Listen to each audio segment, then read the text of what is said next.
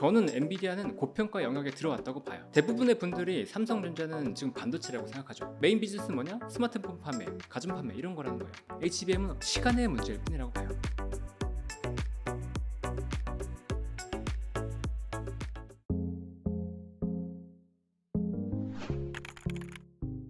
반갑습니다. 여러분의 진짜 주식경제 선생님 범성공자 장쌤입니다.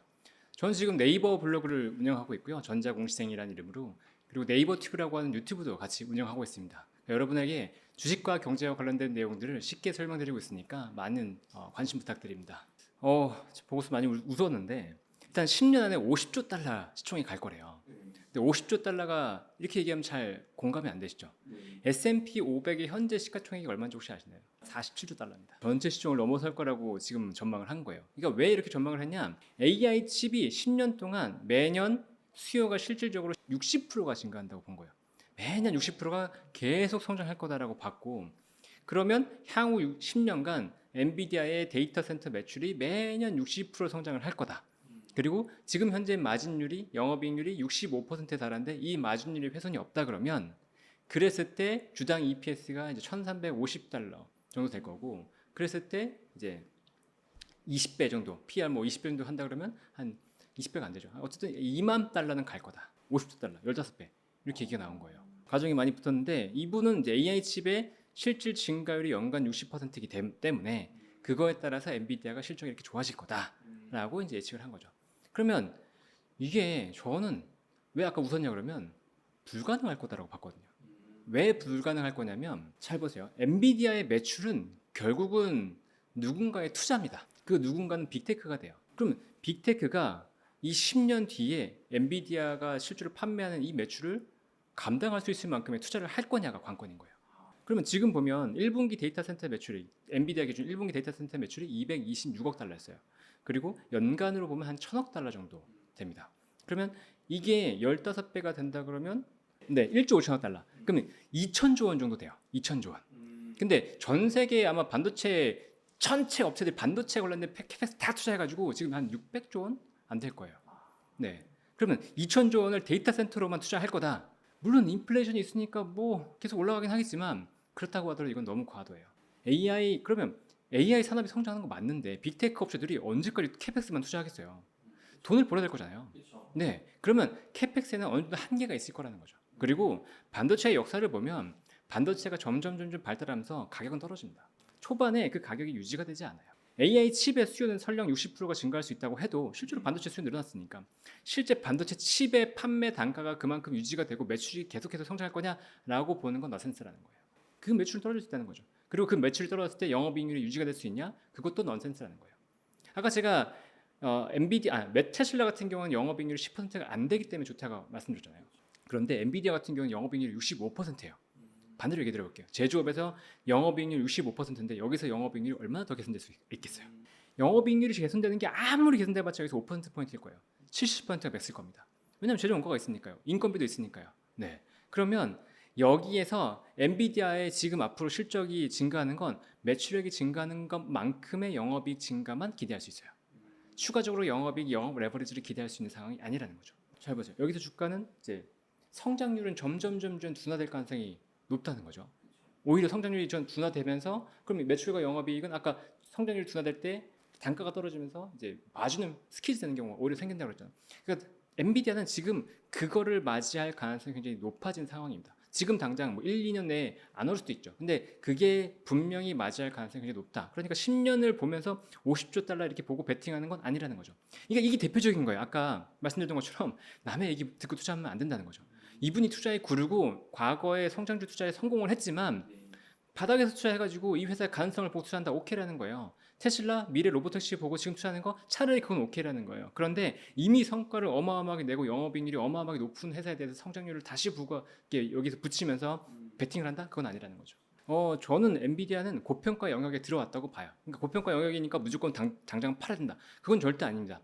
실제 작년 초에 보면 2차 전지 관련된 주식도 굉장히 좋았죠. 그런데 여의도에서 계속 비싸다 얘기했지만 그걸 다 뚫고 올랐어요. 그러니까 밸류에이션이라고 하는 건 그 당시에 사람들의 심리라는 게 있기 때문에 그 심리가 밸류에이션을 뚫어버릴 때가 굉장히 많아요. 그렇기 때문에 엔비디아가 비싸기 때문에 지금 팔아야 된다, 이건 아니지만 하지만 엔비디아는 지금 비싸다고 얘기를 드려요. 왜냐하면 일단 지난 그 2023년 5월에 발표한 분기 실적을 보면 매출액이 72억 달러를 기록합니다.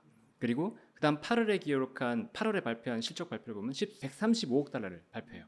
그리고 11월에는 181억 달러를 발표합니다. 차이를 잘 보세요. 5월에서 8월에 갔을 때는 한 60억 달러 정도가 증가합니다. 네. 그리고 8월에서 11월에 갈 때는 한 46억 달러가 증가해요. 그리고 11월에서 2월로 갈 때는 40억 달러. 그다음에 2월에서 5월로 갈 때 다시 40억 달러가 증가합니다. 계속해서 어마어마하게 증가하네. 40억 달러면 뭐 5조 이렇게 되니까 이렇게 증가하는데 증가율로 한번 생각해 보세요. 어마어마하게 둔화됐죠. 그렇죠. 네, EPS로 한번 얘기해 볼게요. EPS가 5월에 1달러에서 2.7달러, 170% 증가했습니다. 네, 2.7배가 된 거죠. 그 다음에 2.7달러에서 4달러가 됐어요. 그러면 이게 한 40% 50% 정도 올랐죠. 그 다음에 4달러에서 5.1달러가 됩니다. 25%가 올라요. 5달러에서 6달러가 됩니다. 20%가 올랐어요. 그러면 성장률은 어떻게 되고 있죠? 낮아지고 있죠. 금액이 여기서 어마어마하게 추가적으로 더 잘 나오기는 어려워요. 기껏해야 지금 성장 갭 정도로 증가할 텐데 이렇게 되면 EPS의 성장률이 어떻게 되죠? 둔화되는 게 눈에 띄게 보인다는 거예요. 근데 지금 매출액이 워낙 잘 나고 있으니까 사람들이 그걸 느끼지 못하고 있지만 이 매출액 증가도 조금만 꺾인다 그러면 사람들이 바로 엔비디아를 매도할 겁니다. 그게 무서운 거예요. 그러니까 고평가가 국면에 있다고 얘기 드리는 거죠. 당연히 있다고 보는 게 뭐냐면 일단은 비즈니스를 이해해야지만 된다고 말씀드렸잖아요. 이 비즈니스를 이해할 수 있는 방법은 결국은 회사가 얘기해 주는 거예요. 근데 우리나라 같은 경우에는 물론 대기업은 IR 페이지가 잘 돼 있지만 국내 같은 경우에는 중소기업들은 IR 페이지 자체가 거의 없거든요. 그러면 비즈니스를 파악하려면 어디로 가야 되죠? 딱 생각했을 때 뉴스 찾아보고 그럴 수는 없다는 거죠. 그러면 정확하게 숫자로 나와 있는 객관적인 데이터는 전자공시에 있는 거예요. 그걸 통해서 일단 비즈니스를 파악하는 게 첫 번째인데 그러면 엔비디아가 무슨 사업을 하고 있지라는 걸 먼저 파악해야 된다는 거죠. 그러면 엔비디아는 GPU 회사예요. 지포스라고 하는 GPU를 원래 만들던 회사고 과거에는 게임 때문에 올랐습니다. 게임이 잘 되면 GPU 판매가 늘어나니까요. 그리고 그 다음에 어떻게 좋았냐? 비트코인 채굴로 이용되면서 비트코인 좋을 때 좋았어요. 그 다음에 나온 게 AI 가속기라는 거예요. 최근에 이제 HBM이 들어가고 있는 AI 가속기. 그 AI 가속기의 매출 비중이 점점 높아지는 게 보인 거죠. 그게 얼마만큼 높아졌냐? 1분기 기준으로 해서 한 250억 달러 정도 매출이 나왔다고 했을 때 그중에 한 90% 정도가 8, 90%가 AI 데이터 센터 쪽으로 나온 거예요. 그러면 이 데이터 센터가 올라가는 게 작년에 보였겠어요, 안 보였겠어요? 보였죠. 계속 증가하는 게 보였다는 거죠. 그럼 이 성장률이 계속 나오는 것들이 보였고, 그 다음에 이 회사를 파악할 때 이 회사만 볼 필요는 없어요. 이 회사 전자공시니까 이 회사의 전자공시만 봐야 된다? 그게 아니라는 거예요. 그럼 뭘 봐야 되냐? 이 회사의 전후방 사업들이 있을 거잖아요. 엔비디아의 칩을 사주는 회사들은 아까 빅테크 업체라고 말씀드렸잖아요. 그럼 그 회사도 공시도 보는 거예요. 마이크로소프트도 있을 거고, 마이크로소프트, 메타, 애플 이런 기업도 있을 거란 말이에요. 근데 이런 기업들이 이 실제로 AI 관련된 서버 데이터 투자를 하냐 보는 거죠. 근데 늘어나요. 계속 시장의 가이던스, 처음에 이 회사는 가이던스를 주는데 가이던스보다 더 투자해야 될 것 같아. 지금 AI가 너무 좋아. 계속 이런 분위기예요. 그럼 엔비디아는 어떻게 했어요? 예상치를 상회하겠죠. 그게 계속 분위기가 나왔던 거예요. 계속 얘기가 나왔던 거죠. 근데 그 얘기를 누가 했냐? 기업들이 해준다고요. 근데 그 기업들이 해준 얘기가 어디 있냐고요? 공시에 있다는 거죠. 물론 해외 기업들은 IR 컨퍼런스가 잘 돼 있으니까 그걸 통해서 듣지만 여러분 직접 그걸 들으셔야 된다고요. 누군가 해준 얘기 말고 자기가 스스로 이 회사의 비즈니스를 본 다음에 이 회사의 비즈니스와 연관된 게 뭐가 있지? 실제로 좋은가를 본다는 거죠. 또 있어요. 전방 산업이 아까 좋다고 말씀드렸잖아요. 그럼 후방 쪽으로 보자는 거죠. AI 가속기를 위해서 필요한 HBM 공급 업체들이 있어요. 그러니까 대표적으로 이제 SK하이닉스 실적 좋았잖아요. SK하이닉스 HBM 투자 공격적으로 한다고 계속 얘기했잖아요. 너무 좋다. 상황 너무 좋고 우리 투자 계속해야 된다. 그리고 마이크론까지 뛰어들었어요. 우리 HBM 계속 공급해야 된다. 그러면 이 뒤에 업체들이 공급한다는 건 뭐겠어요? 전방 쪽에서 좋다는 거죠. 이것도 당연히 좋다는 게 보여주는 거고 AI 가속기를 생산하는 업체는 TSMC입니다. TSMC도 계속 얘기해요. 야, 우리 이거 너무 좋아. AI 가속기 쪽에서 매출이 너무 좋아. AI 쪽 너무 좋은데 계속해서 실적 좋을 거야. 라고 얘기한단 말이죠. 그럼 전후방 산업에 다 확인됐잖아요. 근데 엔비디아도 좋다고 말하잖아요. 그럼 신뢰도는 어떻게 되는 거죠? 결혼하셔야죠, 그러니까. 네, 그렇게 된다는 거죠. 그러니까 이것들을 확인할 수 있냐? 확인할 수 있다는 거예요. 공시를 보면서 이 회사들의 꾸준한 상황들을 보면서 확인할 수 있다는 거죠. 누군가 애널리스트가 얘기한 거, 뉴스 하나 얘기하는 거 그거 확인하는 게 아니고 실제로 전반적으로 확인을 하면서 갈 수 있다는 거예요. 그리고 이걸 기반으로 해서 끝나는 게 아니고 아까 말씀드렸잖아요. 기업 분석을 해야 된다고. 이게 싼지 비싼지를 파악해야 된다고 말씀을 드렸죠. 그러니까 엔비디아가 지금은 제가 비싸다고 말씀드렸잖아요. 그런데 연초에 저는 엔비디아 사라고 말씀드렸어요. 800불대로 떨어지고 월가 쪽에서 계속 팔라고 하고 많이 매도했을 때도 저는 사라고 말씀드렸어요. 왜냐? 그때는 쌌으니까요. 지금 130달러까지 올라왔잖아요. 그 PL 그때 20배 정도일 때와 지금 47배를 말씀하시는 이때, 그럼 싸고 비싼 건 정확하게 명확하게 보인다는 거죠. 이 성장성에 대한 가치를 얼마만큼 부여하고 있냐는 주가에 따라서 움직이는 거예요. 그러니까 그 사람이 어떤 누군가가 얘기했을 때 그 상황은 맞을 수도 있어요. 예를 들어서 800불 때 이 회사 너무 좋으니까 사세요. 맞을 수 있어요. 그런데 그게 주가가 50% 100% 올랐어요. 근데 그 사람이 얘기하는 게 맞다라고 계속 주장하면 되나요, 안 되나요? 안 되는 거죠. 그러니까 상황은 바뀐다는 거예요. 왜? 주가가 바뀌니까. 그리고 그 회사의 비즈니스가 바뀌니까. 그거에 따라서 면밀하게 판단을 스스로 하셔야 된다라고 말씀드립니다. 그렇죠. 저는 이제 아까도 말씀드렸지만 투자 개론이라고 말씀을 드렸잖아요. 근데 저는 굉장히 상세하게 얘기를 들었어요. 제가 이제 수학교육과 출신이거든요. 그렇기 때문에 이제 설명을 잘하느라고 말씀드리는데, 수학교육과 출신이기 때문에 굉장히 서러움도 많았습니다. 처음에 주식을 딱 접하는데 아무것도 모르는 거예요. 경제학 용어도 모르겠고, 그다음에 뭐 공부는 해야 되겠는데 어디서부터 해야 되는지 모르겠고, 근데 책을 여러 군데 막 추천해 주는 거예요. 책을 막 받아봤어요. 그런데 대부분의 책이 실습 중심이거나 아니면 용어 중심인 거예요. 그러니까 용어 중심은 재미가 없고, 실제 사례 중심으로 보니까 이해가 안 되는 거죠. 그리고 실제 사례를 보고 이렇게 되는구나라고 하지만 적용해 보려고 하니까 안 되는 거예요. 네, 요 두 개가 접목돼서 기초부터 이해되기 되게 쉬운 책이 있으면 좋겠다라는 건 열망이 굉장히 강했었거든요. 그래서 그것들을 고민하고 있다가 이번 책으로 내게 된 거죠. 그래서 저는 이게 누군가 얘기를 듣고서 아니면 누군가 정리한 얘기를 듣고서 쓴 책이 아니에요. 나중에 한번 책을 보시면 아시겠지만 제가 스스로 느끼고 제가 스스로 정리한 것들을 이제 얘기 드리는 책입니다. 그래서 이 주식이라고 하는 게 뭔지, 주가가 지금 왜 이렇게 변동하는 건지에 대한 근본적인 사고를 먼저 드리고 시작을 해요. 이런 얘기도 한번 드리는데, 데카르트 얘기 혹시 아세요? 데카르트의 그 코기또 에르고 숨. 네. 네. 그게 이제 대표적으로 데카르트가 한 말인데, 나는 생각한다 고로 존재한다잖아요. 근데 이 나는 생각한다 고로 존재한다가 왜 나왔냐? 이분이 사고를, 그러니까 내가 보는 거, 내가 듣는 거, 이걸 다 의심하기 시작하는 거죠. 의심하고 내가 그럼 뭐가 진짜지를 생각하기 시작하는데, 내가 계속 사유하는 건 진짜였다는 거예요. 저는 비슷한 생각을 했습니다. 제가 투자에서 굉장히 방황을 하면서 투자를 보는데 난 잘 안 되는데 뭘 봐야 되지? 끊임없이 이제 고민을 했어요. 그랬더니 그러면 결국은 직접적으로 얘기를 들어야지. 전자공시를 봐야 되겠네. 거기서 시작한 거예요. 전자공시를 봐야 된다. 이게 저는 투자한다 그러면 명제가 깔려야 된다. 그게 거기서 시작이 된 거고, 그러면 이 전자공시를 보기 위해서 꼭 필요한 게 뭐다? 기업 분석이다. 근데 기업 분석을 하기 위해서는 왜 기업 분석이 필요한지, 그리고 기업 분석을 하기 위한 과정들, 용어들, 그다음에 우리가 어떻게 실제로 해야 되는지라는 것들이 담겨 있다는 거죠. 대표적으로 제가 하는 얘기인데 양갈비가이라는 표현이 들어있어요. 보면 기업에서 실적이 굉장히 중요하다고 말씀을 하잖아요. 그럼 실적을 그때 추정을 어떻게 해야 되지? 여기서부터 시작을 한단 말이에요. 근데 기업의 실적에서 가장 중요한 건 일단 외형입니다. 일단 뭐 덩치가 커야지 힘이 있잖아요. 이 외형이라고 하는 건 매출액인데, 이 매출액은 수량 곱하기 단가예요. 굉장히 쉽죠. 근데 매출액을 좌우하는 그 주요 요인은 일단 수량이라고 보시면 돼요. 양이 증가해야지 최고입니다. 양이 계속 늘어나야 돼요. 왜냐? 예를 들어 여러분이 뭐 새우깡 같은 걸 산다고 할 때 새우깡이 1,000원에 잘 팔려요. 너무 잘 팔려요. 그래서 회사가 생각하는 거죠. 아, 가격을 올려도 되겠네? 그리고 새우깡 가격을 3,000원, 5,000원 올려요. 사시겠어요? 안 산다는 거죠. 가격 저항이기 때문에. 그러니까 일단은 양이 먼저다. 양이 최고다라는 거고, 그다음에 양과 가격을 곱하는 거니까 양과 가격을 곱한 매출액은 당연히 중요하다. 그럼 가격은 중요하지 않냐?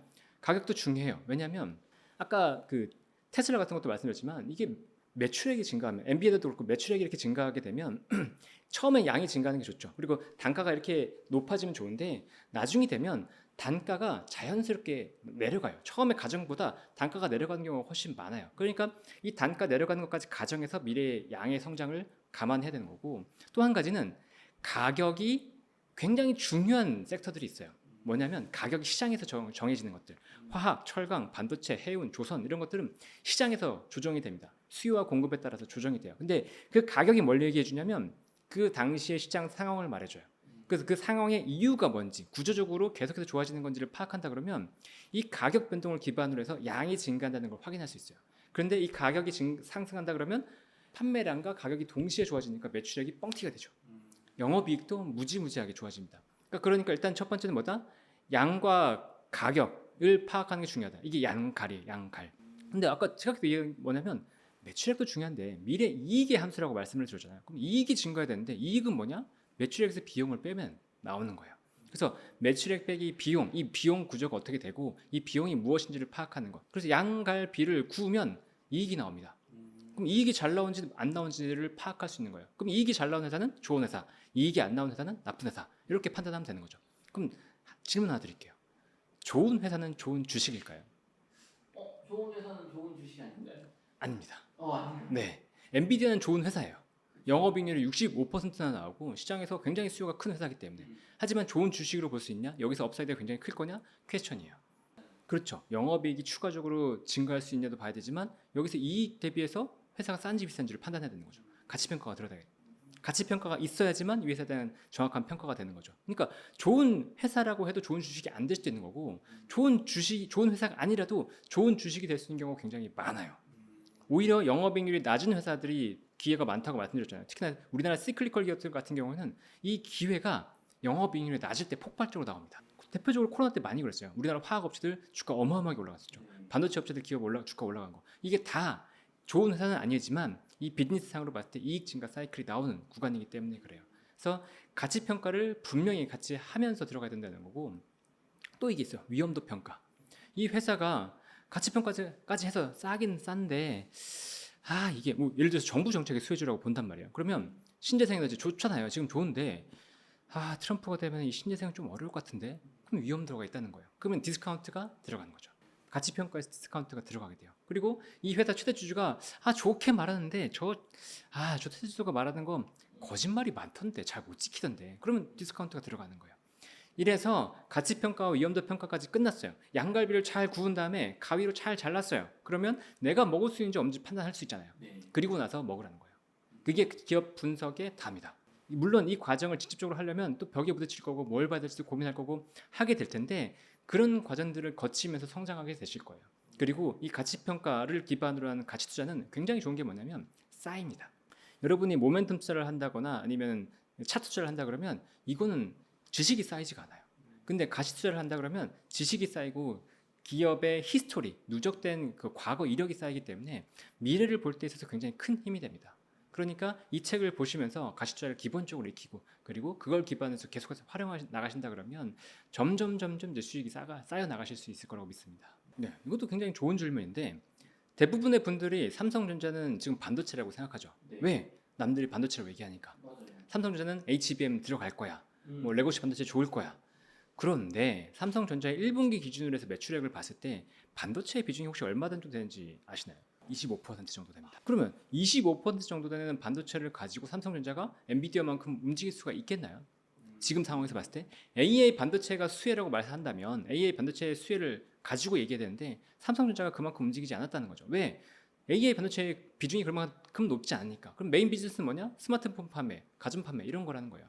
오히려 매출액은 거기가 더 커요. 그러면 거기는 AI 반도체의 수혜가 지금까지 있었나요? 없었죠.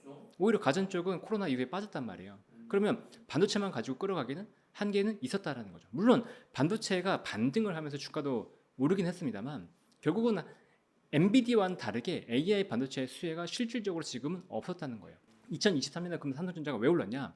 삼성전자의 비즈니스 구조를 이해하면 그건 굉장히 명확해요. 이건 테슬라랑 똑같습니다. 테슬라가 제가 주가가 바닥일 때 전기차의 구조적인 이 경쟁력이 훼손됐냐? 아니다. 그럼 전기차 시장이 잠깐 안 좋은 거냐? 그렇다. 그러면 전기차는 계속해서 좋아질 거냐? 그렇다. 그럼 테슬라가 경쟁력을 갖고 올라갈 거냐? 그렇다라는 거예요. 그러면 이렇게 보시죠. 2023년에 그럼 삼성전자가 왜 좋았냐?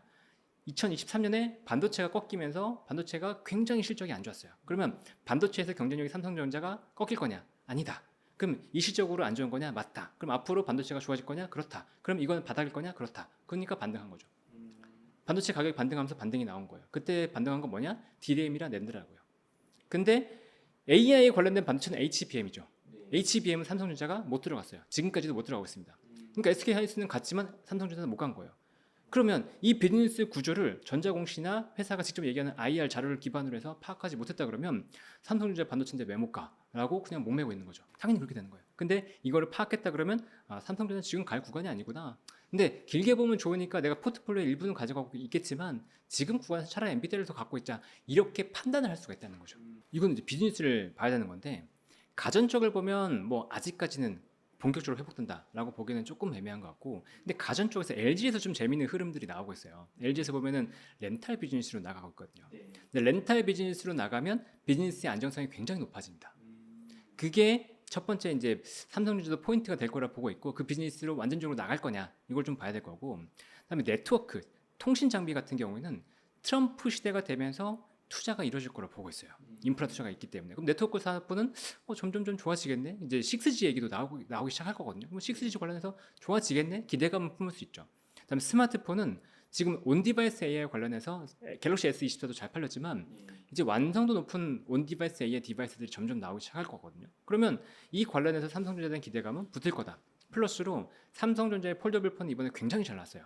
디자인 쪽으로도 완성도가 굉장히 높았고 AI와의 접목도 굉장히 잘 됐다는 평가를 받고 있습니다. 그러면 삼성전자의 스마트폰도 반등이 나올 거다. 일단 기본 사업 쪽에서는 나쁘지 않네 나오는 거죠. 그 다음에 파운드리가 또 핵심이란 말이에요. 파운드리는 비메모리 반도체인데 이 비메모리 반도체 쪽에서 GAA 공정을 도입해서 이 회사가 실적이 좋아질 거냐 점점점. 근데 지금 보면은 이 GAA 공정도 안정화 단계에 접어드는 것 같고 점점 수주가 늘어날 것 같아요.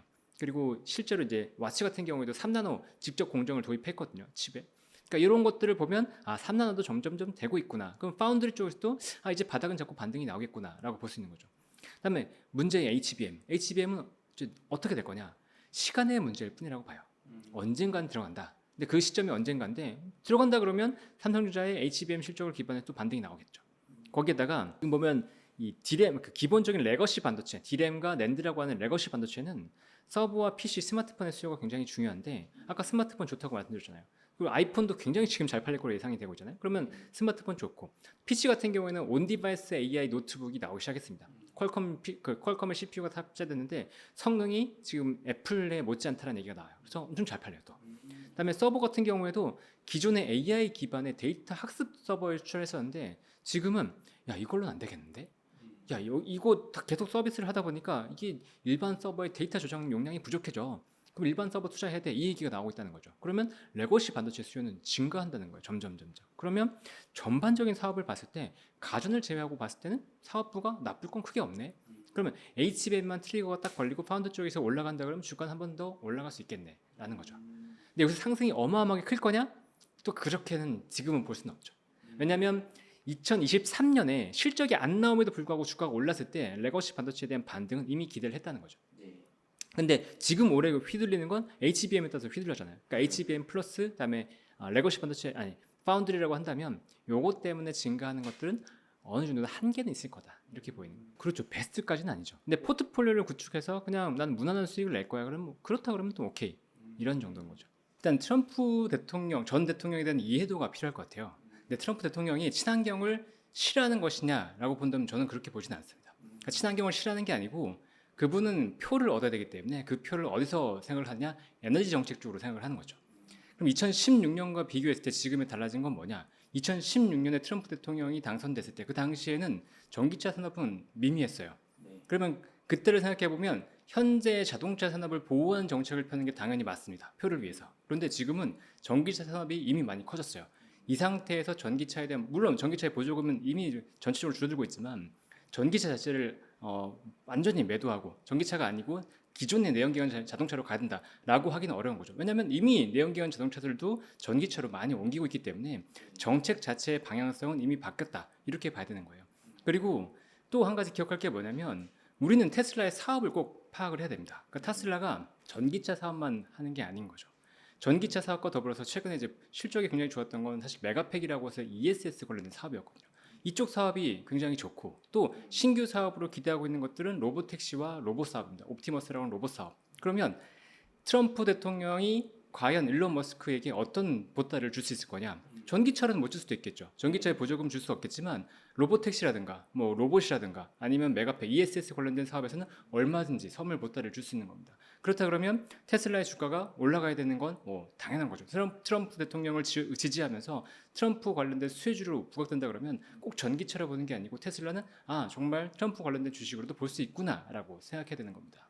가장 중요한 건 매출액이 감소했다는 게 가장 크겠죠. 그러니까 성장주를 보실 때는 정확하게 기억하셔야 될 게 매출액과 이익의 성장률이 지속적으로 이어지느냐가 굉장히 중요합니다. 그러니까 저는 계속 강조하는 게 뭐냐면 이 기업의 주가라고 하는 건 미래 이익 성장률의 함수라는 얘기를 드리거든요. 그럼 결국은 성장주는 미래 성장이 계속 이어질 것이라는 기대감 때문에 높은 주가를 받게 되는 거죠. 높은 밸류를 받게 되는 거고. 그런데 2022년을 피크로 해서 테슬라의 실적이 2023년부터 고꾸라집니다.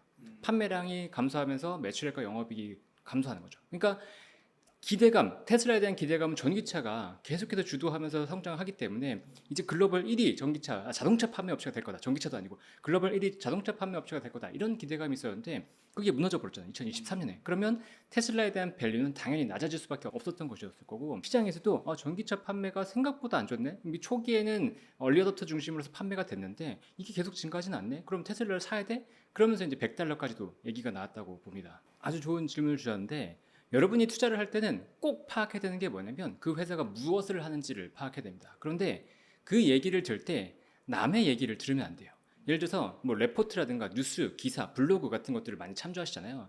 그런데 그 내용들은 기업이 직접적으로 저한테 얘기해 주는 게 아닙니다. 누군가의 한 다리 건너서 얘기를 주는 거잖아요. 그러면 그 사람들의 의견이라고 하는 불순물이 끼게 돼요. 그러니까 그분들의 의견이 틀렸다는 것이 아니고 그분들의 의견이 들어있기 때문에 정확하고 객관적인 데이터를 제가 민낯으로 볼 수가 없습니다. 그러면 그 민낯의 데이터를 어디서 봐야 되냐? 기업들이 직접 제공해주는 데이터를 통해서 보는 거죠. 그러니까 미국 같은 경우에는 우리나라의 전자공시와 비슷한 에드가라는 게 있고 그다음에 기업들이 IR 페이지도 굉장히 잘 구축해놨어요. 그러니까 그렇게 기업들이 직접 한 얘기를 들으면서 우리는 그 회사가 무엇을 하는지를 정확하게 파악할 수 있습니다. 일단 테슬라의 비즈니스를 보면 우선적으로는 테슬라라고 하는 자동차를 판매하고 있죠. 전기차 판매가 가장 메인이었고 근데 또 재밌는 게 보면 테슬라의 자동차가 지금 총 6가지 정도가 나왔죠. 근데 가장 잘 팔리는 모델은 모델 Y와 모델 3입니다. 이게 저가형 모델이거든요. 근데 모델 S와 모델 X가 비싼 모델인데 어느 정도의 차이가 날 거냐? 혹시 뭐 피디님 아시나요? 글쎄요, 잘 모르겠어요. 이제 이런 걸 잘 모른다는 거죠. 그러니까 이런 걸 모르는 상태에서 그냥 테슬라는 전기차니까 좋아 이렇게 판단하는데 모델 3와 모델 Y가 나오고 나서 테슬라가 얼마나 바뀌었느냐? 모델 전체 판매량에서 95% 이상이 모델 3와 모델 Y입니다. 네, 모델 X와 모델 S가 팔리지 않아요. 그만큼 테슬라가 왜 좋아졌냐? 모델 3와 모델 Y라고 하는 저가 차량을 내놓으면서 시장을 주도했다라고 볼 수 있는 거예요. 그러니까 이런 것들이 데이터를 누가 줘요? 기업들이 준다는 거죠. 이런 기업들을 우리가 정확하게 확인하고 나서 이 회사가 변모하는지를 봐야 되는 겁니다. 그런데 테슬라가 모델 3, 모델 Y를 통해서 계속 승승장구하다가 전 세계적으로 약간 침체가 오고 그다음에 보조금이 감소하고 전기차에 대한 관심이 약간 떨어지면서 모델 3와 모델 Y의 판매가 줄어드는 거죠. 그러니까 당연히 테슬라의 주가도 안 좋았던 것인데 그러면 최근에 왜 좋았냐? ESS라는 사업 부분이 있어요. 메가팩이라고. 이 회사는 이제 전력 보조 전력을 담당하는 이 배터리를 크게 저장해서 뭐 예를 들어 태양광이라든가 이제 풍력에서 발전을 한다 그러면 이걸 ESS에 저장해 두고 이걸 수용과에 전달을 하거든요. 그런 이제 메가팩이라고 하는 이 큰 ESS 보조 발전원을 사업을 하고 있는데 2분기에 이 사업에서 메가와트 아워라고 하는 규모, 그러니까 발전 규모, 그러니까 판매 규모가 9.4 메가와트 아워가 나왔어요. 이게 얼마만큼 되는 거지라고 생각할 수 있는데 직전 분기에 4 메가와트 아워가 나왔습니다. 2배가 이상 넘게 증가했어요. 근데 이 회사 테슬라의 지금 연간 캐파가 40 메가와트 아워거든요. 그러니까 지금 풀 캐파로 돌아가고 있는 거예요. 그만큼 상황이 굉장히 좋다. 그리고 테슬라가 보면 80 메가와트 아워로 증설한다고 발표했어요. 그러면 이게 캐파가 2배가 되는 거죠. 근데 이 관련된 실적이 굉장히 좋아지면서 지금 전기차 부진을 메우고 있는 거죠. 이것도 확인할 수 있는 거고 그러면 전기차가 지금 부진한데 ESS가 올라오면서 이걸 메워준다 그러면 테슬라 주가는 일단은 빠질 필요가 없겠네. 첫 번째가 되는 거고 전기차의 사업은 지금이 바닥이 아닐까? 그렇죠. 전기차가 여기서 더 빠질 수는 없다는 걸 1분기에 보여준 거예요. 왜냐하면 시장이 예상치보다 더 높은 판매량을 보여줬거든요. 44만 대 정도를 판매했는데 실제로 시장에서는 40만 대도 안 될 거라는 예상도 있었어요. 근데 그걸 상회했죠. 그러니까 전기차는 바닥인데 신규 사업이 붙었네. 이게 이제 첫 번째로 여기까지 올라왔다고 볼 수 있는 거고 또 추가적으로 테슬라가 계속 얘기하는 건 뭐냐면 우리 로보택시 사업할 거야 라는 거죠. 그러면 제조업 비즈니스가 아니게 되는 거예요. 제조업 비즈니스가 아니고 서비스 회사로 바뀌는 거기 때문에 그 회사에 대한 밸류에이션은 굉장히 높게 매길 수 있습니다. 이게 로보택시의 잠재력인 거죠.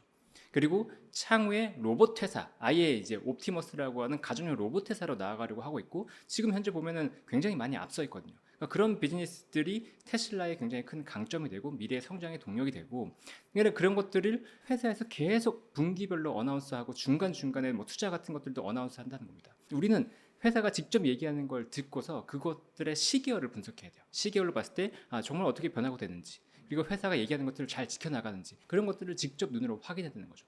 다른 사람이 지금 판매량이 너무 좋아요. 그렇기 때문에 이 회사가 사야 돼요. 이게 아니라는 거예요. 실제 테슬라의 주가가 꼭지를 찍은 건 2021년입니다. 근데 아까 말씀드렸죠. 영업이익이나 매출액이 꼭지를 찍은 건 2022년이에요.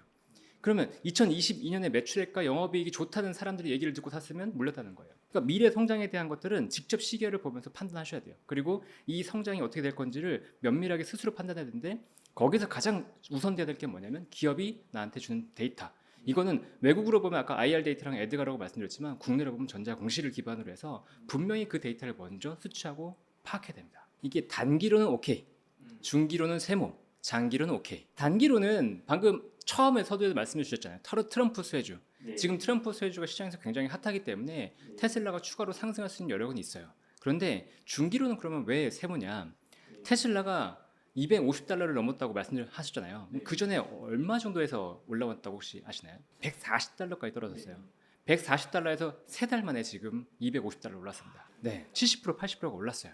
근데 그 사이에 테슬라가 어마어마한 큰 변화를 보였냐? 지금 보인 건 딱 한 가지예요. 전기차가 바닥을 찍었고 메가팩이 올라왔다. 이거 그러니까 두 가지죠. 이 두 가지가 딱 겹치면서 반등을 했단 말이에요. 그러면 여기에서 이 두 개의 숫자가 추가적으로 크게 증가할 수 있느냐? 아니에요. 아까 말씀드렸지만 메가팩의 숫자는 이제 10기가와트가 맥스란 말이죠.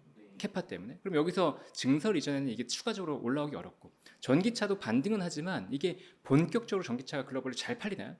바닥을 다졌다는 정도예요. 그러면 바닥은 견고하게 다진 상태에서 성장이 모멘텀이 붙었으니까 올라가는 건 오케이인데 여기에서 단기간에 추가적으로 업사이드가 세게 나올 거냐? 이건 애매하다는 거죠. 지금 상황에서는. 그게 중기로서 제가 애매하다고 얘기 드리는 거고 그럼 장기로는 왜 좋게 보냐?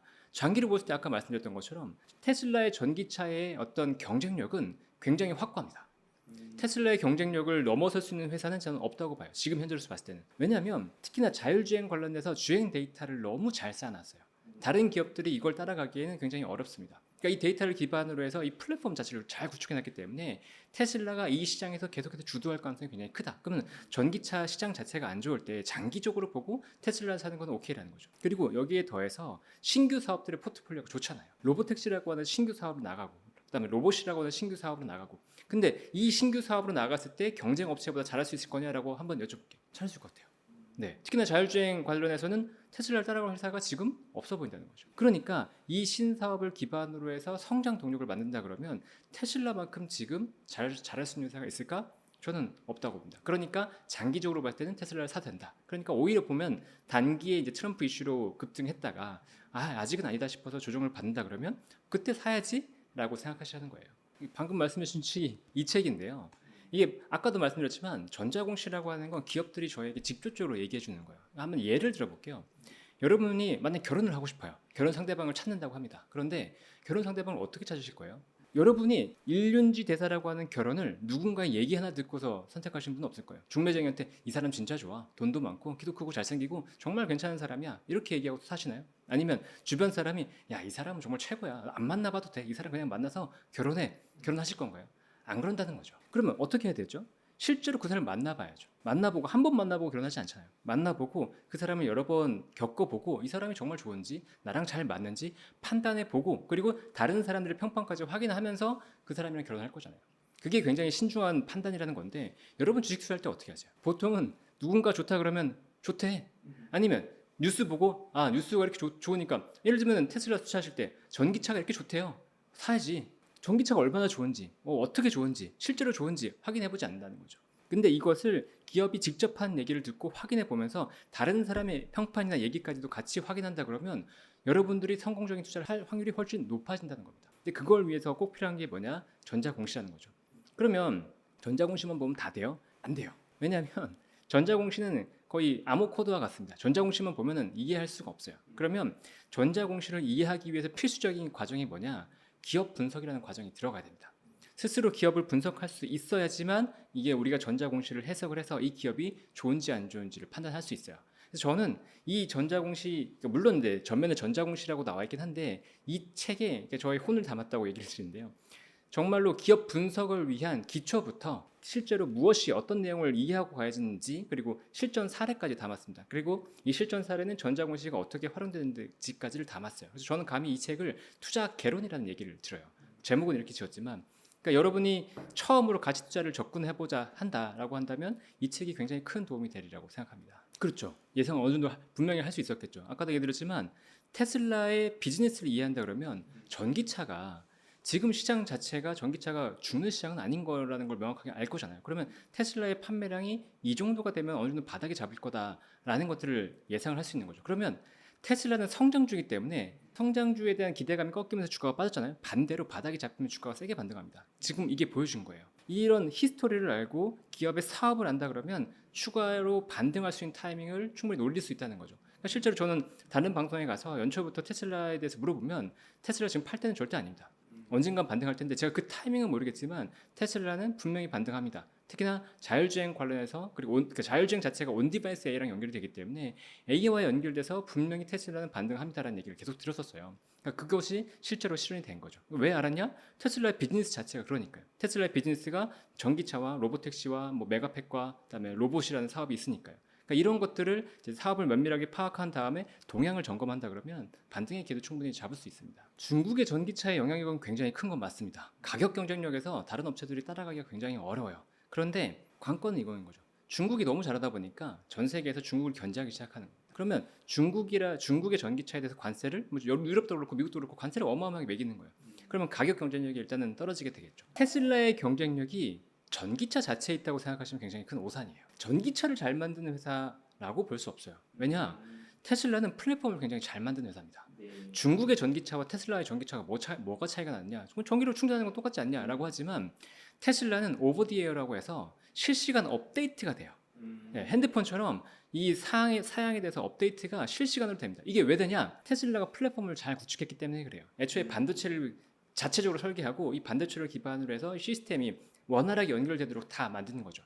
다른 자동차 업체들 지금 테슬라처럼 못 하잖아요. 시간이 얼마나 지났는데도 못 하잖아요. 그게 쉽게 따라가기 어려운 거예요. 그만큼의 플랫폼 경쟁력이 있는 거고 아까도 얘기했지만 이 회사는 자율주행 관련해서 주행 데이터를 굉장히 많이 확보하고 있는 거죠. 근데 지금 시대는 AI 시대라고 얘기를 하고 있고 AI 시대의 기본이 되고 있는 건 데이터입니다. 데이터. 그러면 이 빅데이터를 많이 갖고 있는 회사가 미래 비즈니스에서 유일할 건 굉장히 명확하다는 거예요. 그러면 테슬라만큼 주행과 관련된 데이터를 실질적으로 확보하는 회사가 있냐? 없다는 거죠. 그럼 중국의 전기차가 자율주행이나 이런 부분에서 테슬라를 따라갈 수 있냐? 없다는 거예요. 신뢰성 측면에서 중국의 전기차 자율주행 타시겠어요? 불안하죠. 네, 그렇다는 거죠. 그러니까 테슬라는 믿을 수 있어. 테슬라 차는 그래 내가 경험해봤더니 괜찮아. 이런 게 많지만 중국의 전기차는 아직은 신뢰도가 그만큼 떨어진다는 거예요. 그러니까 테슬라에 대한 경쟁력을 단순히 전기차, 자동차에만 맞추면 안 된다는 겁니다. 이걸 맞추면 뭐랑 똑같냐면 이거 똑같은 거예요. 야 현대차가 지금 매출이나 이익이 얼만데 테슬라가 현대차보다 이익도 덜 나는데 주가는 훨씬 더 비싼 게 말이 돼? 이거랑 똑같은 거죠. 똑같이 자동차를 보기 때문에 그래요. 근데 자동차가 아니라는 거죠. 자동차라고 하는 하드웨어로 본다 그러면 이게 비싼 거지만 하드웨어가 아닌 그 플랫폼과 데이터를 기반으로 한 비즈니스의 확장성을 본다 그러면 지금 현대기아차가 비즈니스의 확장성이 얼마나 크겠어요?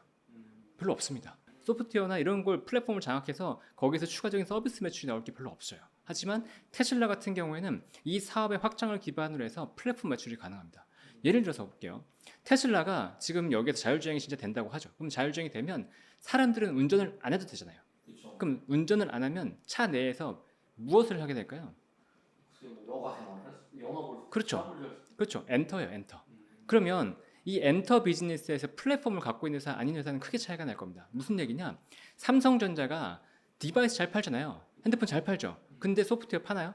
못 팔죠. 네, 소프트웨어는 안드로이드 귀속돼 있단 말이죠. 근데 애플은 디바이스와 함께 소프트웨어 플랫폼도 장악하고 있어요. 테슬라는 그런 회사예요.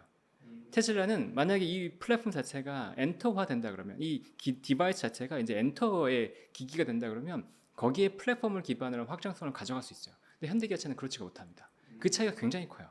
보험업으로 최근에 제가 지금 확인한 건 없는데 보험업으로 진출은 충분히 가능할 겁니다. 아까도 얘기드렸지만 빅데이터가 있기 때문에 빅데이터를 기반으로 한 데이터 분석이 가능할 거예요. 어떤 지역이라든가 사람이라든가 그런 걸 기반으로 해서 이제 보험까지도 충분히 확장이 가능할 거라고 생각을 하고 또 자율주행이 됐을 때 가장 큰 이슈가 또 이 회사의 어떤 책임 문제가 굉장히 커질 거거든요. 그러니까 책임 문제를 이제 명확하게 하기 위해서라도 보험사를 인수한 다음에 보험사와 관련해서 이 테슬라와 관련해서 연계해서 이제 보험을 아예 맺어버린다 그러면 그것과 관련된 책임도 이제 소재도 아예 테슬라가 가져가는데 그거 이제 애초에 보면 보험을 가입했기 때문에 보험에 대한 수익을 갖고 오잖아요. 그 상태에서 이제 돌려주는 그런 부분들이 생기기 때문에 아마도 저는 비즈니스에서 보험사를 가져갈 가능성이 있지 않나라는 생각이 듭니다. 이게 테슬라가 비싸다는 얘기를 하시는 분들은 PR이 높으니까 비싸다라는 얘기를 해요. 근데 저는 이제 PR에 대한 얘기를 여기도 굉장히 자세하게 적어놓긴 했지만 PR에 대한 이해는 굉장히 중요합니다. 근데 PR이 싸다 비싸다를 논할 때 굉장히 중요한 건 미래 PR이에요.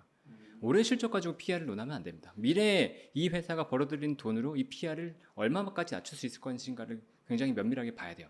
제가 대표적으로 실수했던 게 2015년인가요? 에코프로를 봤었는데 에코프로의 미래 PR을 보니까 한 5년, 한 6년 뒤에서야 PR이 10배가 되더라고요. 이런 회사를 내가 왜 사야 돼? 라는 생각을 했었는데 실제로는 그 이후에도 실적 성장에 대한 기대감이 붙으면서 나중에는 정말 주가가 잘 됐거든요. 그러니까 미래의 PR이 계속해서 낮아질 수 있다 그러면 그만큼 프리미엄이 붙는 게 당연하다라는 게 첫 번째고, 그다음에 테슬라의 지금 영업이익률이 혹시 몇 퍼센트인지 아시나요? 잘 모르겠습니다. 10%가 안 됩니다. 10%가 안 돼요. 근데 이 보통 이제 플랫폼 회사들의 비즈니스를 보면 뭐 30%, 40%, 50% 이렇게 간단 말이죠. 그러면 이게 왜 그렇게 나오냐? 이 고정비를 커버하면서 영업 레버리지 효과가 나오기 때문에 그래요. 그러니까 영업이익이 급격하게 증가하는 거죠. 그러면 영업 레버리지 효과가 나오면 매출액이 뭐 2배, 3배가 될 때 영업이익이 몇 배가 되냐? 뭐 5배, 10배가 돼요. 그 잠재력이 테슬라는 있다는 거예요. 영업이익률이 아직 10%도 안 되기 때문에. 그리고 전기차가 실제 2022년에 잘 나왔을 때 영업이익이 폭발적으로 증가하는 것도 한번 보여줬거든요. 그럼 여기서 플랫폼 비즈니스로 나가고 뭐 로봇 비즈니스로 나간다 그랬을 때 테슬라의 성장 잠재력은 얼마나 클 거냐? 아무도 장담할 수가 없어요. 그리고 얼마나 클지 예상조차 할 수가 없어요. 그만큼 시장이 크기 때문에. 그러니까 그거에 대한 성장 잠재력을 가져가고 분명히 밸류에이션 프리미엄에 붙을 텐데 이 프리미엄이 얼마나 어떻게 조정이 되느냐는 결국은 로보택시가 언제 오픈되고 이게 얼마만큼 완성도 높은 서비스로 나올 거냐가 굉장히 큰 중요한 관건이 될 겁니다. 근데 아까 중기적으로는 제가 안 좋을 거라고 말씀드렸잖아요. 아직은 로보택시가 완성도가 높게 나오기가 힘들다고 봐요. 왜냐하면 로보택시가 나오면 가장 큰 관건, 제조사 입장에서 가장 큰 관건이 혹시 뭔지 아시나요? 뭐 안전 문제, 책임 문제 뭐 그런 거 아닐까요? 맞습니다. 네. 책임 문제가 지금은 사고가 나면 내가 자율주행 서비스를 제공하긴 했지만 이분이 전방 주시를 잘못했어라고 할 수 있어요. 그런데 자율주행이 로보택시로 나간다 그러면 이 책임은 온전히 제조사가 져야 됩니다. 네, 그게 굉장히 큰 차이가 돼요. 그러면 로보택시에서 완성도가 어마어마하게 높지 않으면 이 서비스를 함부로 내기는 어려운 거죠. 그러니까 내가 지금 봤을 때 크게 문제는 없어. 내가 100번 주행했을 때 99번이 됐어. 근데 한 번 정도 문제가 생겨. 이거는 큰 문제예요. 어마어마한 소송에 시달릴 수 있거든요. 그러니까 지금 입장에서 저는 로보택시가 완성도 엄청 높게 되기는 어렵다. 그럼 중기로는 살짝 좀 힘들 수 있다. 그걸 이제 보고 있는 거죠. 뭐 로보택시 런칭이죠. 네, 로보택시를 런칭한다는 것 자체가 테슬라가 굉장히 우리가 여기서 자신 있어라는 걸 표출하는 거거든요. 그리고 거기에 대한 대비까지도 아마 가져갈 겁니다. 근데 여기에서 저는 이제 트럼프가 굉장히 우호적인 뭔가를 내줄 가능성이 높다고 봐요. 네, 정책적으로 지원해주는. 네, 만약에 그게 된다 그러면 로보택시 지금 생각해보세요. 아까 영업이익률 낮은 이유가 뭔가요 여쭤보셨잖아요. 제조업을 하고 있어요. 제조업을 하니까 당연히 마진이 낮죠. 원가율이 높으니까. 그것과 더불어서 지금 로보택시 사업하고 있죠. 그다음에 로봇 사업하고 있죠. 이건 다 비용이잖아요. 매출 안 나오고. 그거 다 감당하고 있잖아요. 그러니까 그쪽에서 플랫폼 관련된 매출이 나오면 영업이익률은 진짜 순식간에 계속 올라갈 겁니다. 근데 거기에 대한 한계의 마진은 뭐 얼마를 봐야 될지는 모르겠어요. 50% 이렇게 갈 수도 있겠죠. 왜냐면 플랫폼 매출이기 때문에. 그래서 그 로보택시가 진짜로 언제 출시가 되냐 딱 그 시점이 중요할 거예요. 삼성전자에서 내가 삼성전자의 AS 말고요. 서비스 이용하시는 거 있으신가요? 삼성전자의 소프트웨어 솔루션을 뭔가 우리가 이용하고 있는 건 거의 없습니다. 삼성전자는 제조업이에요. 딱 제조업. 그럼 제조업의 한계는 뭐다? 그냥 판매량이 늘어나는 것만큼만 좋다는 거예요. 그리고 판매량이 정체가 되면 그 다음부터 어떤 일이 벌어지냐? 판매량이 정체된 것들을 만회하기 위한 할인 프로모션들이 들어가기 시작합니다. 그럼 이익이 훼손돼요. 대표적으로 드러납니다. 이게 지금 스마트폰 사업부가 대표적으로 그래요. 삼성전자 같은 경우에 스마트폰이 약간 정체돼 있다 보니까 믹스 같은 건 안 좋아지고 보조금 많이 지급하니까 휴대폰 사업은 성장하지는 못하고 마진이 약간 훼손되는 그런 모습들이 나오고 있거든요. 가전 같은 경우도 마찬가지예요. 그러니까 코로나 때 굉장히 좋았다가 이 가전이 꺾이다 보니까 가전 쪽에서 이익률이 훼손되는 거죠. 그러니까 이런 것들은 삼성전자가 정확하게 제조업 비즈니스이기 때문에 그래요. 그러니까 아무리 기술력이 좋고 하다고 하더라도 이걸 기반으로 뭔가 추가적으로 성장하는 데는 한계가 있는 거죠. 그러니까 TSMC처럼 아예 초격차 기술력을 기반으로 해서 성장할 수 있는 모멘텀을 만들던가 아니면 플랫폼 기반으로 해서 뭔가 새로운 동력을 만들어야 되는데 그 부분에 있어서는 조금 약한 겁니다. 일단 유형을 먼저 말씀을 드려야 될 것 같아요. 아까도 잠깐 말씀드렸지만 저는 크게 이제 세 가지 유형으로 분류를 합니다. 차트를 보고 기반으로 한 차트 투자자, 기술적 분석이라고 하죠. 그다음에 모멘텀 투자자. 모멘텀 투자자는 뉴스와 정보 이런 것들 테마를 보면서 투자하는 투자자를 얘기 드리고요. 그다음에 가치를 보면서 투자하는 가치 투자자. 이 회사의 가치가 이 주가보다 싸냐 비싸냐를 판단하는 거죠. 요런 투자자 세 가지 유형이 있다고 말씀을 드리는데 차트 투자자는 차트의 시그널을 보고 투자합니다. 차트가 시그널이 매수 시그널이 나오면 사고 매도 시그널이 나오면 팔고 이렇게 하는 투자자를 얘기하죠. 그런데 이 차트 투자에서 실패하신 분들이 굉장히 많으실 거예요. 왜냐하면 차트 투자를 책으로 공부했기 때문에. 이게 무슨 차이냐면 차트를 스스로 보고 이 패턴을 익히고 이걸 기반으로 해서 생각을 한 분들은 어떻게 생각하냐, 이게 잘못될 수 있다는 걸 다 알아요. 왜냐하면 확률 싸움이니까. 근데 이런 차트를 보였을 때 확률적으로 높으니까 이렇게 사야 되겠다. 그러면 반대로 안 됐을 때 어떻게 되냐면 손절을 굉장히 잘해요. 근데 이걸 차트를 책으로 공부한 분들은 공부했잖아요. 이게 답이잖아요. 그렇죠. 그랬을 때 이 차트대로 안 되면 어떻게 되냐, 두 가지를 보입니다. 손절을 못하고 절절매거나 이 차트의 방법은 잘못됐다고 생각하고 다른 방법을 찾아다녀요. 근데 차트에서 100% 맞는 방법은 절대 없습니다. 있을 수가 없어요. 왜? 차트니까 그냥 기술적으로만 형성된 거니까. 그리고 두 번째 아까 이제 이거 어떻게 절절매는 거죠. 막 매도가 안 되고 이게 이거 어떻게 되지? 분명히 좋다 그랬는데 왜 이렇게 빠지는 거지? 차트대로 되는데 안 되는 거지? 이렇게 되는 경우가 있는 거죠. 그러니까 그분들은 굉장히 고전하실 건데 아까 섞는 거 말씀하셨잖아요. 요 차트가 빠지면 사람들이 어떻게 하냐? 갑자기 가치 투자자로 돌변합니다. 그래서 이 회사가 싸지? 그래, 이 회사 싸대. 이 회사 좋대. 근데 굉장히 재밌는 게 다른 방송에 가서 이제 한번 얘기했다가 얘기 들었는데, 아니 시장이 안 좋을 때 이런 방송 좀 어려우시겠어요. 어떤 방송이 잘 돼요? 물어보니까 시장이 어려울 때는 안 된다고 하는 방송은 절대 안 된다는 거예요. 안 된다고 하는 방송이 실제로 맞는 답인데도 불구하고 그분들은 희망을 돌립니다. 희망을 찾아요. 그래서 그분들이 맞다는 얘기만 계속 듣고 싶어 한다는 거죠. 그래서 옳은다는 얘기를 찾아다녀요. 옳은다는 게 맞는 게 아닌데도 불구하고 그래 저 사람이 저렇게 했으니까 나는 맞겠지. 자기 위안, 그러니까 자기 합리화를 합니다. 이게 위험하다는 거예요. 차트를 투자하셨으면 차트를 보고 끝내세요. 손절하고 끝내시라는 거죠. 차트 투자를 했는데 갑자기 가치 투자 보시지 마세요. 그때는 안 된다는 거예요. 여러분들이 막 그만큼 기다릴 여력도 없겠지만 가치 투자에서 진짜로 여러분이 그 가치를 보고 투자한 게 아니라는 거죠. 남이 얘기하는 것밖에 안 들었잖아요. 여러분은 차트를 보고 기반으로 했기 때문에 가치 투자의 기본이 안 돼 있잖아요. 그 상황에서 가치 투자를 한다면서 이거 싸니까 갖고 간다? 절대 성공 못 합니다. 대표적으로 PBR이 싼 회사가 있었다고 하죠. PBR이 한 0.2배 정도로 유지가 됐어요. 근데 최근에 보면 밸류업 관련해서 굉장히 이슈가 됐었잖아요. 그럼 밸류업 관련해서 이 기업들이 배당이 놓아요. 배당이 좋아요. 그러니까 정부에서 밀어줄 거예요. PBR이 0.4, 0.5배까지 올라가는 경우가 생깁니다. 그러면 주가가 한 100%, 150% 올랐잖아요. 근데 PBR 0.5배 하면 자본의 가치 대비해서 50%니까 그래도 싸다는 느낌이 드시죠? 네. 그런데 이미 주가는 바닥에서 이걸 반영해서 올랐기 때문에 이건 더 이상 싼 게 아닌 거예요. 네. 실질적인 가치 평가에서는 이게 싼 게 아닙니다. 근데 아까 말씀드렸듯이 어설프게 내가 차트 보고 투자했다가 물렸는 상태에서 모르면 0.5배니까 싸네. 일단 들고 있어야지. 이렇게 된다는 거예요. 그런 건 안 된다는 거죠. 그렇게 하면 진짜 독입니다. 그러니까 가치 투자를 애초에 접근하는 게 아니고 다른 투자했다가 물렸을 때 접근하지 마세요. 그리고 모멘텀 투자 마찬가지예요. 테마의 강도나 주식의 뉴스를 보면서 투자하시는 분들인데 이분들은 특히나 정보 듣는 분들이 많죠. 야 이거 좋대. 근데 그게 실제로 어떤 영향을 어떻게 주는지를 파악하지 못하는 경우가 상당히 많습니다. 예를 들면 이런 거예요. 야 삼성전자의 로봇 청소기가 어마어마하게 잘 팔린다는데 이거 삼성전자 사야 되는 거 아니야? 근데 로봇 청소기 팔아봤자 얼마나 팔리겠어요. 네. 예를 들면 스타일러가 LG전자에서 엄청 잘 팔려요. 얼마나 팔리겠어요. 네. 그게 트렌드가 돼서 LG전자의 아예 브랜드 이미지를 바꾸고 LG전자의 매출이 폭발적으로 증가하지 않는 이상 영향이 없단 말이에요. 근데 그거 보지 않고 이슈만 본다 그러면 살 수도 있겠죠. 일단 그게 문제고, 또 다른 건 정말 모멘텀이 좋아서 샀어요. 이슈가 좋아서 샀어요. 그러면 주가가 어떻게 했냐고요. 남들이 다 좋다고 했을 때 이미 올라온 상태가 많겠죠. 물리는 경우가 많다는 거죠. 근데 물렸어요. 그러면 스스로 이 모멘텀이나 테마에 대해서 강도를 점검하시는 분이라면 이 강도가 꺾였으니까 팔아야지. 강도가 꺾이는 거에 대한 기준이 있을 거예요. 일단 거래량이 터지면서 얼마 이상 빠졌다 이렇게 나오거나 아니면은 이 차트에서 어느 정도 수준을 꺾였다 이러면 이건 꺾인 거야 라고 판단할 수 있는 기준이 있을 텐데 그게 없는 분들이 굉장히 많다는 거죠. 그럼 그게 꺾이면 어떻게 하냐? 갑자기 또 가치 투자가 돼요. 그래 이 회사는 실적이 잘 나오니까, 아니면 또 막 옆에서 얘기합니다. 이 회사 실적이 좋아질 거고 실적 전망이 어떻게 될 거고 그래 실적이 좋아질 거니까 기도합시다 이렇게 되는 거죠. 그러지 말라는 거예요. 네, 그러면 투자에 절대로 안 됩니다.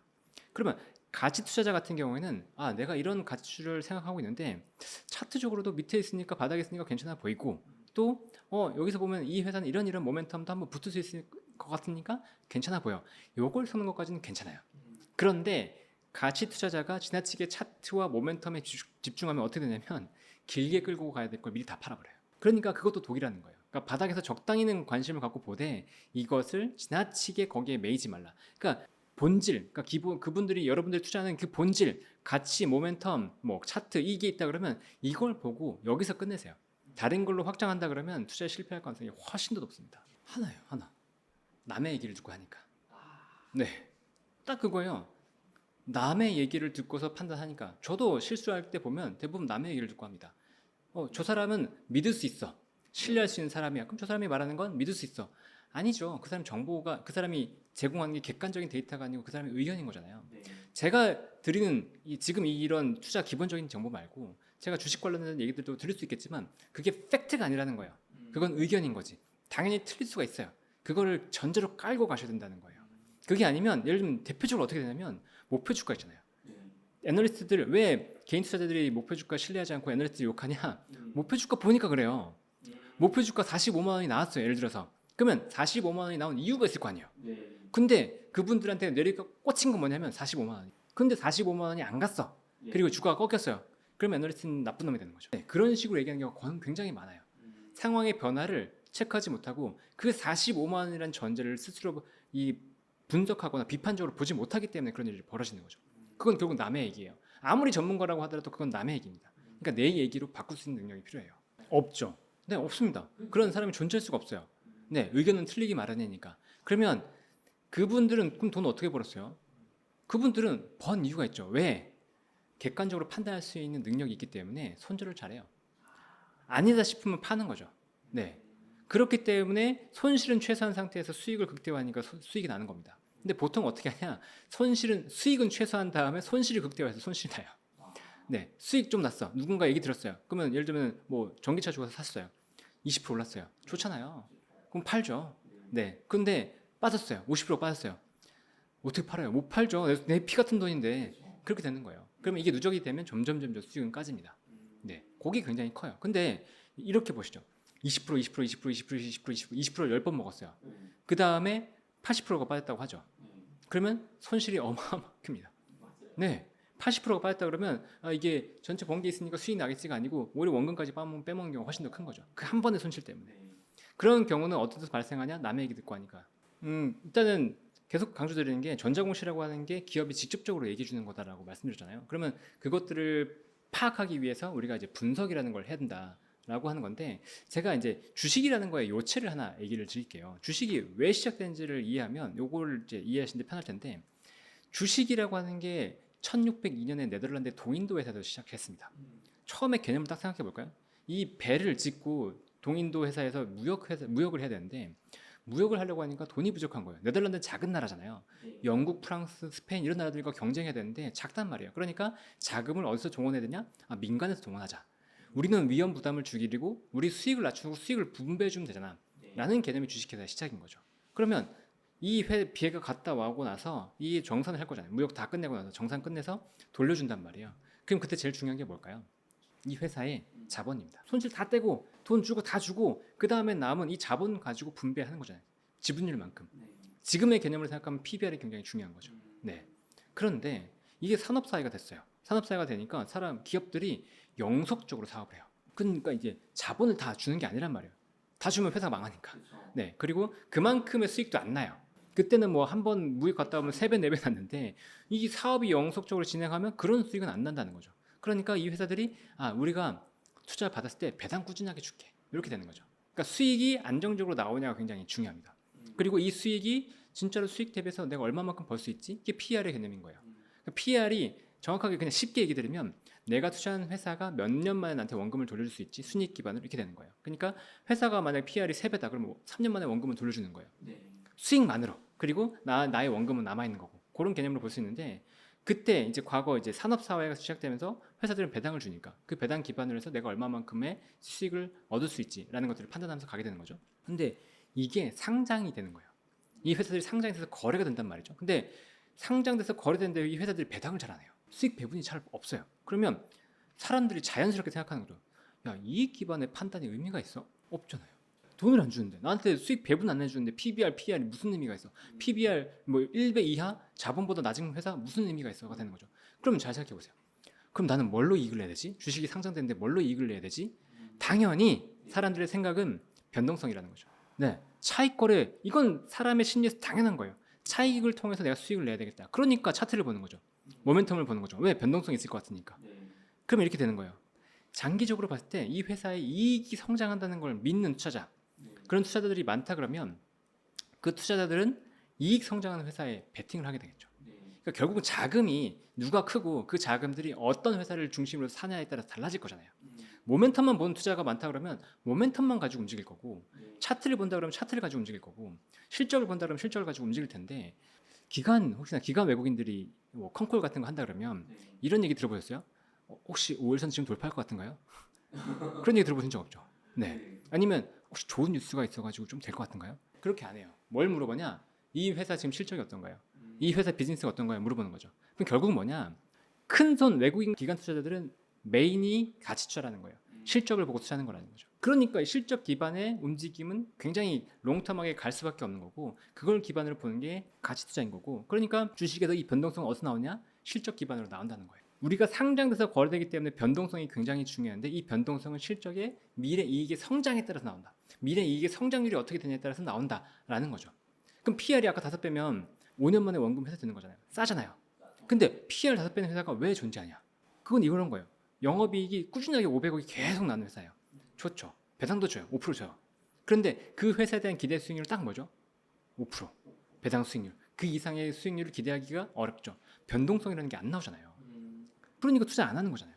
근데 다이내믹해요. 지금 영업이익이 뭐 5억, 10억인데 앞으로 뭐 50억, 100억 나올 것 같아요. 3년 뒤에 100억 나올 것 같아요. 그런 회사가 지금 500억 나오는 회사보다 더 비싸요. 변동성이 나오니까. 그러니까 미래 이익의 성장률이 계속 나오냐가 굉장히 중요하다. 아까 얘기해드렸잖아요. 엔비디아가 미래 이익의 성장률이 이제 점점 안 나오는 구간이 된다니까요. 그러면 높은 밸류에이션이 정당하지 못한다. 왜? 변동성이 안 나오니까. 이렇다는 거죠. 그래서 그것들을 그러면 변동성을 기반으로 해서 미래 이익이 성장해야 되니까 미래 이익이 성장하는 회사들을 어떻게 찾지? 그것들에 대한 것 이 책에 담겨 있다는 겁니다. 그리고 미래 이익이 성장하는 기업들에 대한 힌트는 그럼 어떻게 찾지? 기업이 얘기해 주는 것을 찾을 수 있는데, 이 책에 보면 그 힌트들이 이렇게 있어요라고 얘기 드리는 거죠. 아닙니다. 가치 투자자에게만 이 책은 유효해요. 그러니까 차트를 보신다, 모멘텀 투자를 계속 내가 고집하고 싶다, 그럼 보지 마세요. 제가 여기 서두에도 적어놨지만 그런 투자를 했는데 차트 투자를 했는데 이게 공식처럼 나오지 않으니까 답답해요. 아니면 모멘텀 투자를 했는데 조금 수익 나는 듯하다가 결국은 손실이 나요. 이렇게 너무 좌절했던 분들이 있다 그러면 정석 투자대로 한번 가보시라는 거예요. 실제로 그러니까 자금이 움직이는 그 흐름은 가치 투자에 기반하고 있기 때문에 그걸 경험하고 그걸 기반으로 투자하시려고 마음 먹으셨다 그러면 이 책이 여러분들한테 굉장히 좋은 기본서가 될 겁니다. 있죠. 당연히 있습니다. 네, 저는 가치 투자를 하다가 생각보다 잘 안 되고 제가 고집을 부리고 하다 보니까 잘 안 됐던 경우가 굉장히 많아요. 그래서 그것들을 섞어보거나 다른 쪽으로 투자를 해보려고 했었는데 생각보다 안 되더라고요. 그러니까 저는 차트 투자를 하면서 저도 뭐냐면 손절들을 잘 못해요. 그리고 모멘텀 투자를 하려면 굉장히 중요한 게 뭐냐면 시간이 많아야 돼요. 왜냐하면 모멘텀 투자는 순식간에 시장의 뉴스나 정보들이 변하잖아요. 그것들을 실시간으로 계속 체크하고 점검하면서 이게 변화되는지 안 되는지 확인해야 돼요. 근데 저는 그게 쉽지 않더라고요. 근데 저는 하나 기업을 보면서 이 기업만 팔로우하면서 변화가 있는지 없는지 점검하는 건 쉽다는 거죠. 그러니까 이것들을 뭐 한 20개 정도 기업 관리하는 거 쉬워요. 근데 시장의 모든 동향을 내가 파악하고 내가 왔다 갔다 하면서 플레이해야지 어려워요. 여러분 직장 있으잖아요? 직장 있는데 어떻게 그거 하고 있겠어요? 쫓겨나죠. 네, 회사에서 못 한다는 거예요. 그러면 이거를 오히려 모멘텀 투자자가 쉽게 접근하게 되고 쉽게 생각했지만 그걸로는 실패하고 안 된다는 거죠. 그러면 내가 시간을 아껴가면서 뭐 1시간 하루에 1~2시간만 가지고도 뭔가 투자할 수 있는, 장기적으로 투자할 수 있는 방법이 뭐냐? 찾아보면 그게 오히려 가치 투자라는 거예요. 처음에 입문은 어렵고 공부하려면 좀 피곤하고 이게 아주 아닌 것 같다 싶기도 하지만 결국은 이건 쌓이기 때문에 그 쌓이는 것만큼 여러분들한테 누적적인 수익률로 다가올 수 있다는 거죠. 어떻게 보면 제가 이제 책을 마케팅하지 않는 걸 수도 있는데 이 책 하나 공부했다고 해서 여러분들이 당장 수익이 날 수 있을 거라고 생각하지는 마세요. 절대 그렇진 않습니다. 여러분이 수학 공부해 보시면 아실 거예요. 수학 공부할 때 선생님한테 수업 들었잖아요. 분명히 공식도 다 외웠잖아요. 근데 문제 풀려고 그러면 안 되죠. 네, 적용하려고 그러면 안 되잖아요. 여러분들이 시행착오를 굉장히 많이 겪어야 되고, 또 기업들은 기업 개개인별로 어떤 지표를 봐야 되는지, 무엇을 중점적으로 봐야 되는지 다 다릅니다. 그러니까 그 지표들을 새롭게 찾아가는 과정도 굉장히 재밌어요. 그런 것들을 이제 확인해 가면서 점점 투자를 해 나가신다 그러면 굉장히 재밌을 거예요. 게임을 하는 것처럼 재밌을 거고 그리고 절대 부탁드리고 싶은 게 처음에 이 책 하나 봤다고 공격적으로 투자하지 마세요. 테스트 해보세요. 이렇게 진짜로 공시 보고서 이렇게 내가 선택해서 해봤는데 이게 맞나? 조금 투자해보고 되네? 그러면 다른 쪽으로도 또 한번 투자해서 분산 투자해보고 그렇게 투자 포트폴리오를 넓혀가는 게 훨씬 더 도움이 되실 겁니다.